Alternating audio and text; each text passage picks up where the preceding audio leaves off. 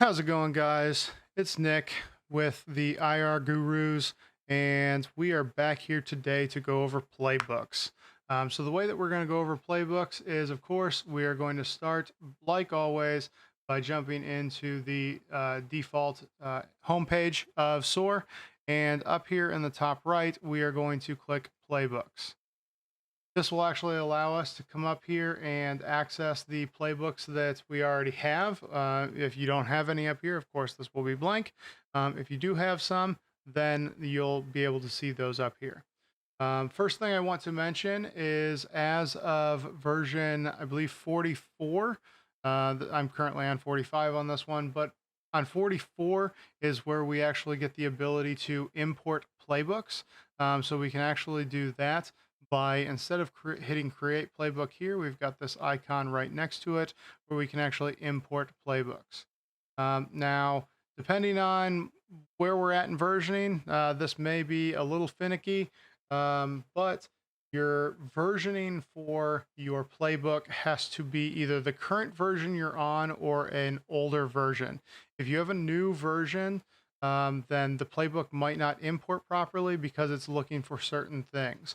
Oftentimes you can reach out to support to see if they can correct that.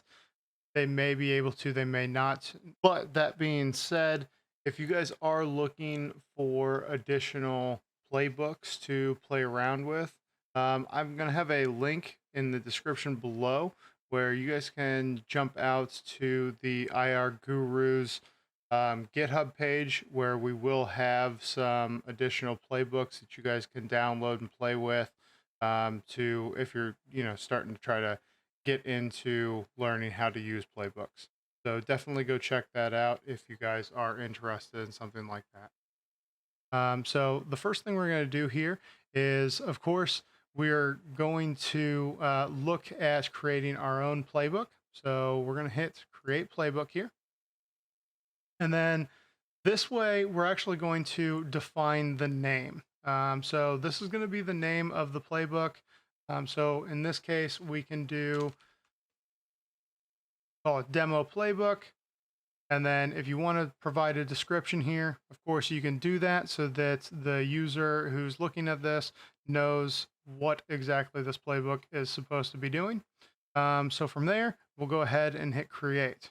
So from here, we've got this blank canvas except for the starting point up here, just like before.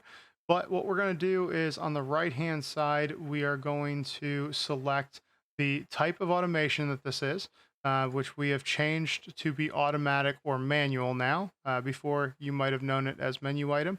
I'll create another video to kind of talk about the similarities, but this one allows us to choose the automatic or the type of automation. So is it an automatic automation or is it a manual automation?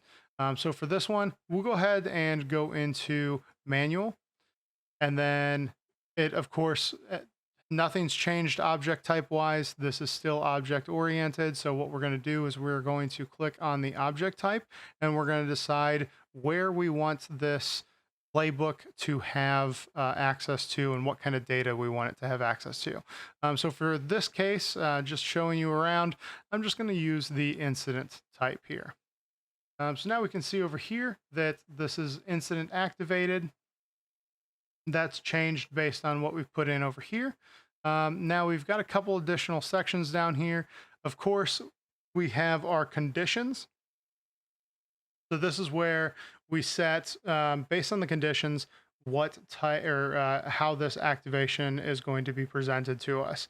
So again, if it is an automatic automation type, then it is going to present us with a or it's going to automatically run whenever the conditions are met. However, if it's a manual automation type, then what it's going to do is it's going to present us with the option of running it whenever one of these things has been, or whenever these conditions have been met. So we'll touch on that a little bit more later.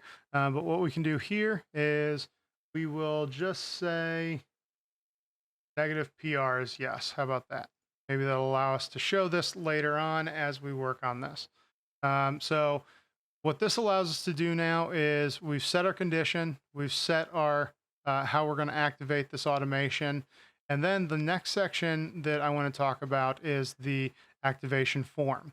Now, if you guys are familiar with workflows, this is essentially that menu that pops up for the user when they activate the script or this automation. It will allow them to, it'll allow you to present your analyst with additional information that you want them to fill out. So for instance, if we come into here, we can say that we have a yes or no field of,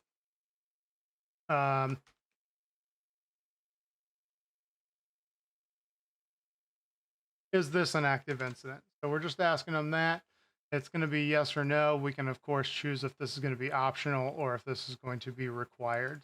So you can fill that in there. Of course, if you want to add a tooltip to, add information as to the complication or maybe how to fill this out or something like that, of course, you can do that. Then after we get done with that, we're going to hit add form to element. And now this is part of our form here.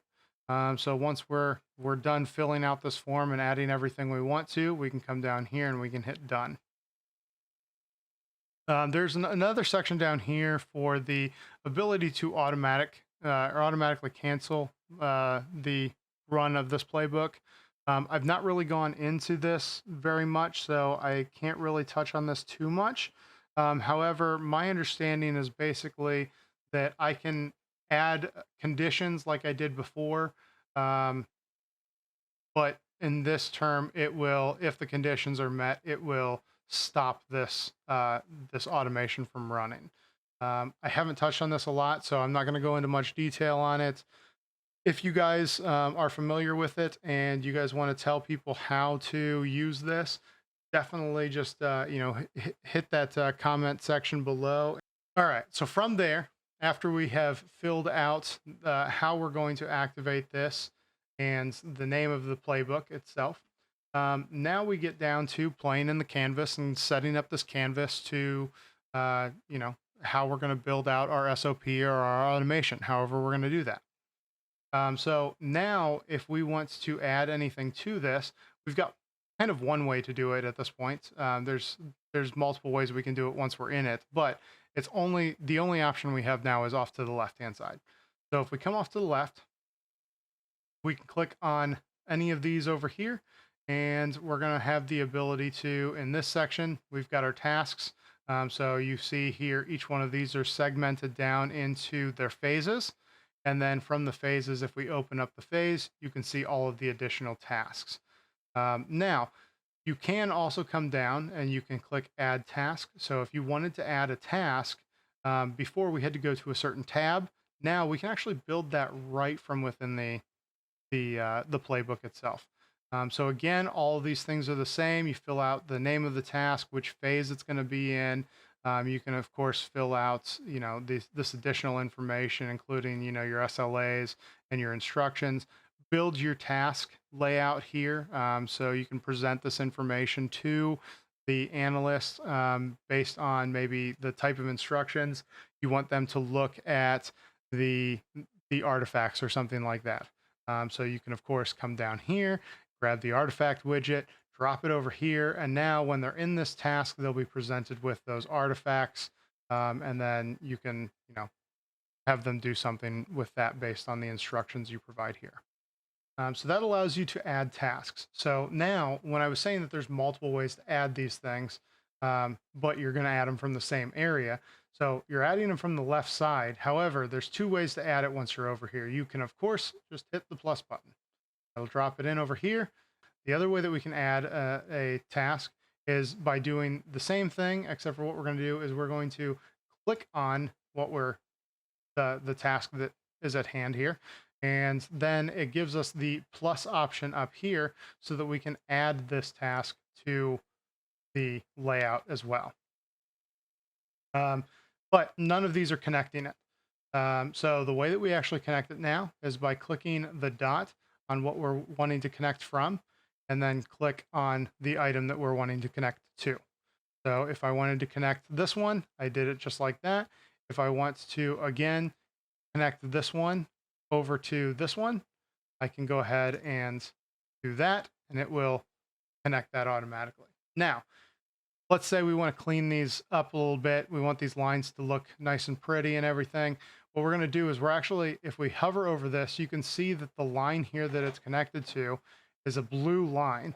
That means that I'm going to be moving the line itself. So if I click and hold click on this, I can actually drag this down and I can drop it down here. Now, say I want to move this line over, I can do the same thing, of course, and move it all the way over here. And now I've got this set up here. Now, the other thing that you can do, of course, is while you're hovering over this, you have these pivot points here, and you can move these pivot points around so that maybe this pivot point is going to be up here instead. So you can play with these lines however you want to really design these layouts or these SOPs the way you want them to look. So the next section I want to cover is decision points. So in the layout or playbook layouts, we call them decision points, where before we were calling them gateways. I often call them decision points as well, but they're gateways essentially is the appropriate name for them. We have, of course, a wait point, which this is the and gateway essentially, but these work a little differently. So the way that they work now with playbooks is in playbooks, if I am wanting to connect these two things, I want both of these things to kick off from the same time. Basically what I'm doing is from whatever starts first, I'm going to connect both of these items. So essentially when this first item happens, or whenever we get to this first section of the playbook, then what we're going to do is we're going to hit this and this at the same time, which in this case, since these are tasks, it's going to present the analyst with these tasks at the exact same time. Now, the next thing that we're going to do is we want these to come back together. We want both of these to be completed before we move on to our next step. So what we'll do is we'll actually add a wait point here, and we will link these together so that now both of these have to be completed before, let's say we put in some kind of automation here.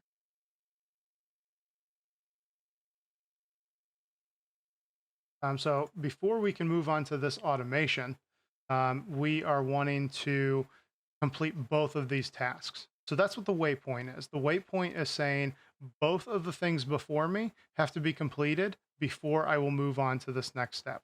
So that's how a waypoint works here. Now, if we go back to our decision points, we also have a condition point here.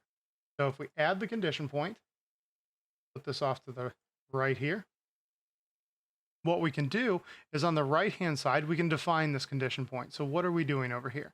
So before, I think I've done a confirmation one. So we'll call this confirmation, if I can spell correctly. And then we're going to set our conditions here. So in this case, we're going to decide if any of these are true or if the first one is true. For this one, since we're doing a confirmation page, so we're looking for either true or false here. So we're just going to do the first condition is true. So what we'll do is we'll hit a condition point here. Now in here, we're going to define this as, call this a false positive. And again, we'll come down here to incident position, and we'll say if this is unconfirmed, then we know that this is a false positive here. So after we figure that out, what we're going to do is we're going to come down to done, and we've built our condition point. So this automatically creates another condition point, though, to say else. So we just created the if, now we created the else automatically, and so now we've got that condition point built. So now what we're going to do is we're going to come down here, and we're going to link this to our confirmation point. Now, let's add two tasks here. And don't mind what's actually going on with the tasks. I'm just showing you that, we've got two potential tasks that need to be completed. So if we wanted to say if this is a false positive, then we're going to go one route. What I can do is I'll click that blue bubble, and I'll say I want to connect it here. And what it's going to do is it's going to ask me which path I want to take. So from here, I can say this is going to be the false positive path, and I'll hit save. And then from this side, I'll connect this other one, and it'll say, okay, now which position do you want to take? And since I only have one other one, I'll just keep it as the else. And so now we know if it's a false positive, it's going to go down this route, else it's going to go this way. So that allows us to say this is false positive path, obviously, and this is the true positive path. So that's how you build your condition points. And then the last condition point we have, of course, is our endpoint here. Similar to workflows, the endpoints are going to be required on all of these so that when we get to this point, the playbook knows that it has completed running, and it can notify the user as such by changing where the playbook, or if the playbook is currently running or not. So from here, we've covered the decision points, we've covered the tasks. However, we have not covered the automations. So the automations are going to be in these two sections below. Of course, the function section that I just clicked on here, and then the script section. The first thing I'm going to touch on is actually the function section, because we'll get to the script section because of the function section. There's a little bit of a change from the old way of doing it in workflows. Now, the way that we're going to cover that is in the function section. I've already got a function added here, so we'll just use this one. But we have our inputs here. So essentially, like we did before, we had the input section where we could manually set what the values were for certain fields within the function. We can do that here as well. However, as many of you may know, we don't typically use that way because we want to add those things as variables based on information within the incident that's kicking these off. So what we're going to do is we're going to go to the script section over here. And this is where, before we called it input script, now we're just calling it script. This is where we're going to build that out. So again, we can just do inputs, and you can do a period after that, and it'll give you the inputs that are built in to this function here. So we can add the machine ID and of course machine ID. So you fill it out this way so that you are grabbing the value of that field within the incident and you are providing it as the input. So just like before, you can build these out to be as complicated as you want, parse through certain data within maybe, a note or something like that. However, whichever object type you're using here, and you can fill this information in here. After we've defined this, what we'll do is we'll save it, and then we'll come down here to the bottom, and you can see that we have no output script or anything like that. The reason for this is we've actually changed it so that the output is just going to go to a playbook variable.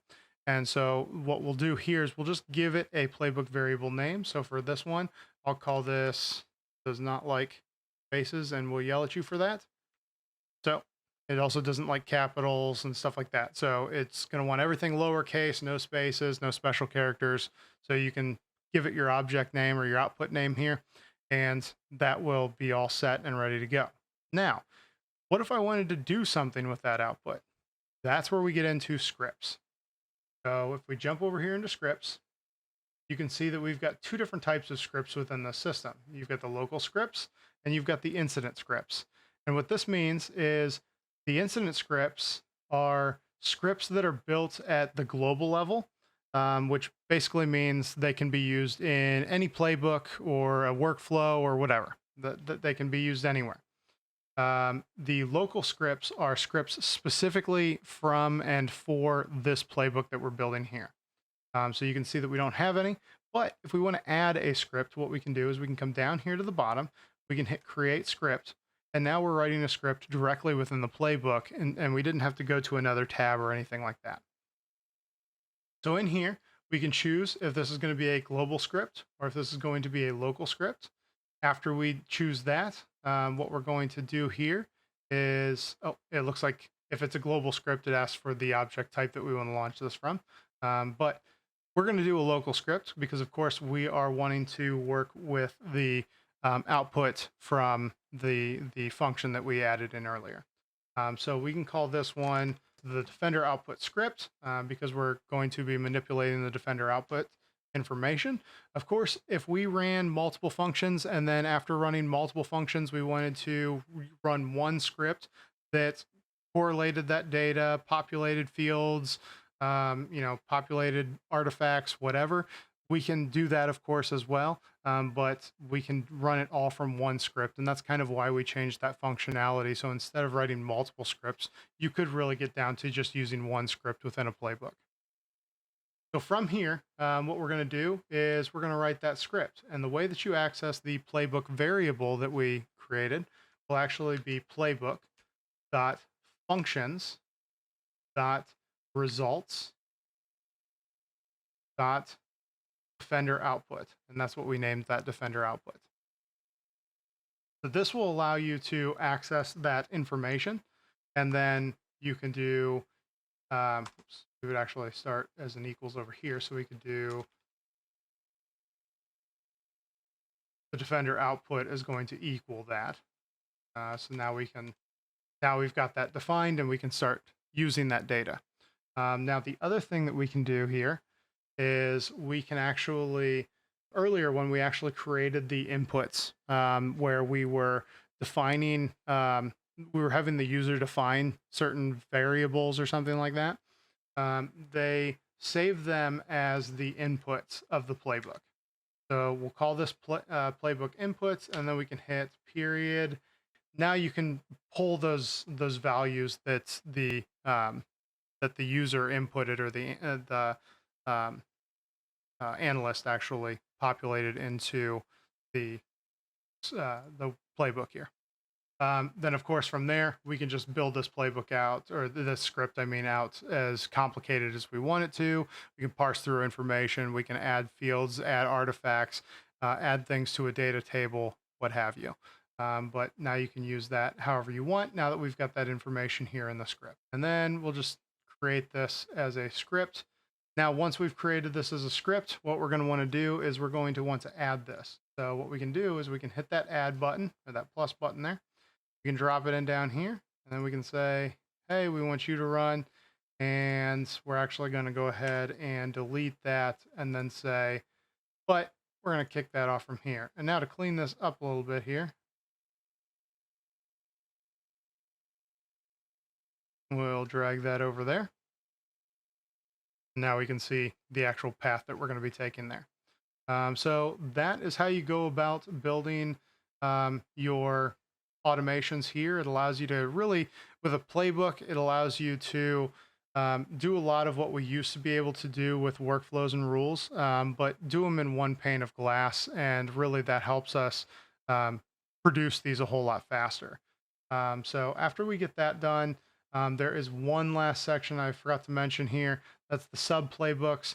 This is essentially the sub workflows as well. If you have a workflow that is specifically for a certain task or a certain set of tasks that you want the analyst to complete, but you've already created those, of course, you can actually just import those playbooks in here to kick the playbook off from another section of the current playbook that's here. So that'll allow you to do all that in building the playbooks. And you can also see here that, again, everything is color coordinated. So your functions are going to be in green, your scripts are going to be in red, and then your tasks for the analysts are going to be here in blue. After you've completed all this and built all this out, what we're going to do is we're going to hit save. This is going to do two things. It is first going to go through and check to make sure there are no errors in this. If there are errors, such as, let's go ahead, I'm going to copy this, and then I'm going to erase it. I'm going to close that. So now we're seeing that we get an error within this because this hasn't been completed yet because we don't have an output variable. So what this is going to do is it's going to throw a red error here. It's also going to throw a red error here. And if we click on this, it'll say that it's missing the output name. So you can also see that the enable playbook is not optional as well. because of the fact that this playbook has an error in it already. So what we're going to do is if we come back down here and we save this, or add that, sorry, add that and then save it, you can see that the errors all go away. And now Enable Playbook is available. So now that we've got this built out and we think that we're ready to go, we can go ahead and click Enable Playbook. And then, of course, it'll ask for a confirmation. We'll enable that. And then you can come back out here to the playbooks and you can see that we'll have a switch that we can enable or disable if we figure out that maybe there's something wrong with this, or maybe we've got a new version of this or something. We can, of course, enable or disable that. Now, the next step that we're going to do here is we're going to see that on the right-hand side, after we've created the playbooks, we can actually export these playbooks as well to share them with other people. So if you've got a real cool export, or you've got a real cool playbook that you've built and you want to share it with, another organization that is also using IBM SOAR, you can export that, share it with them. And like I said before, as long as the versioning is the same or they're on a newer version, then they can import your playbook just fine. But if you've got an older version and you're trying to import a newer version's playbook, it will fail on you. So that's how you create an automation here, or a playbook here. So what I'm going to do here is just show you my other system where I've got a playbook available, and we'll show you exactly how those playbooks look. So we'll come down here and I've got this SOP malware playbook. We're going to use this one. And you can see here that this is going to be a little bit more complicated than that one that we built, and the one that honestly doesn't make sense because we were just throwing things in as I was trying to describe what you could do with them. So in here, this one's a little bit more coherent. Of course, we have a incident activated. So if the malware type is, or the incident type is malware, then we're going to automatically kick this off as an automatic activation type on an incident level. So what we're going to do here is the incident gets activated and the playbook gets kicked off, of course. And then what we're having it do here is we're having it kick off 3 tasks that the analyst needs to complete. Once all 3 of these tasks are completed, then we're going to get to this waypoint as each one of them finishes. But all 3 of them have to be completed before the waypoint will continue on. So after all 3 have been completed, this waypoint is going to move on to the confirmation point.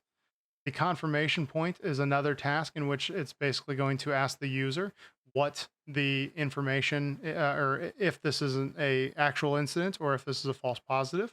Once the user selects that value and closes this incident, this task, I apologize, and closes this task, then what's going to happen is we're going to hit our decision point. So the 2 locations that we've got, or the 2 directions that we have, is a true positive. So if this is a true incident, we're going to move to the right here, and we're going to start adding additional tasks because we need to do additional work to complete this this incident here. Otherwise, if it's a false positive, then we actually have an automatic close script that's going to come down here. And because this is a false positive, it's going to close this in a way that makes this incident actually look as a false positive. And then, of course, after it closes the incident, we are, of course, done with this playbook. Otherwise, we'll move on to the true positive side of this. So of course, we're going to have the user complete this task. After the user completes this task, then they're going to be presented with 2 additional tasks.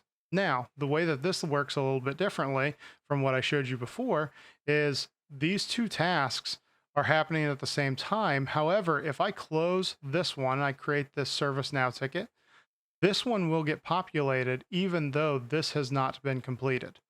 And then when I complete this one, it will come to this waypoint and sit here and wait until this pathway is completed. So once this pathway gets completed all the way, and this is still open, this will get closed, and then it'll come to this task. The user will complete this task, and then it'll get to the waypoint. Once both of these paths have hit that waypoint, then we'll move on to this last section here, where we ask the user to complete one more task. After that user completes that one more task, then we're going to come here and we're going to automatically close it. But because this is not a false positive, it'll close it in another way so that we can properly see the fields populated, so that we can see that this has actually been closed appropriately as a true incident. And then, of course, we are going to be finished showing this. So this is kind of how you would build a playbook out. I definitely know this is more complicated than what I just went over, but of course you can build your SOPs out or your automations out as complicated as you want. So come back over here to the playbooks here. Once these playbooks have been completed, or by completed, I mean built, what we're going to do is you can actually kick these off from the incident, and we'll do that by going to an incident here. And I think I need to set that to negative PR is yes. Now we'll hit save. And what we can do then is I can come up here to actions. And now I can see that that demo playbook that I created is available for me to run. Now, again, this is all based on object orientation. So I built this one at the incident level. So it's going to show it up here at the incident level. However, if it was at a task level, of course, look for the vertical ellipses again. I've got additional ones down here. Some of these may be rules that are running, which are different from playbooks. So some of these could be rules, but it does give us the additional option to run these from different levels. So again, we can create these playbooks to run at any of these levels that we want. Now, one thing I want to do here is let's go, and I will show you that before you would actually go and you would go to the action status and workflow status down here. But playbooks have a different location for tracking their progress. So if we kick this demo playbook off, and again, here is that information again that I was asking the analyst to complete. So if I come in here and I say yes, and then tell it to execute, what we're going to see is in the right-hand side up here, we're going to see that there is a playbook in progress, and we can actually click on this playbook and we can see the progress of this playbook. So currently it's running on this instance or this incident here. We can also see that it's in a running state. It's where it's running at, which is the incident level. We can see that it's an activation type of manual. And then we can also click down on here, and if there was additional logs and stuff like that, we could check those out down here. This is essentially how the playbooks work and how you can track their progress. Of course, if one fails, then it will actually pop up as a fail in here. So you'll see that there's an error, and actually you'll also get a notification if something fails, that it, instead of it saying running up here, you'll see failed. Now, if it closes successfully, this will just go away and you won't have anything up here. However, if you do have any playbooks that fail, those will remain up here for the rest of that incident, letting you know that some kind of automation failed on this playbook or on this incident. That is how you can build out those playbooks for future development within your organization. And so I will let you guys go build out your SOPs as you want. If you have any questions, feel free to comment below. And if I can help, I will. I may point you to the community page where you can open up a community ticket, or a community forum, which will allow other community members to jump in and help answer that question. So that is where I'll leave you guys here today. I hope that this helps in your guys's quest and journey for learning more about playbooks. And I hope to see you guys the next time. See you guys.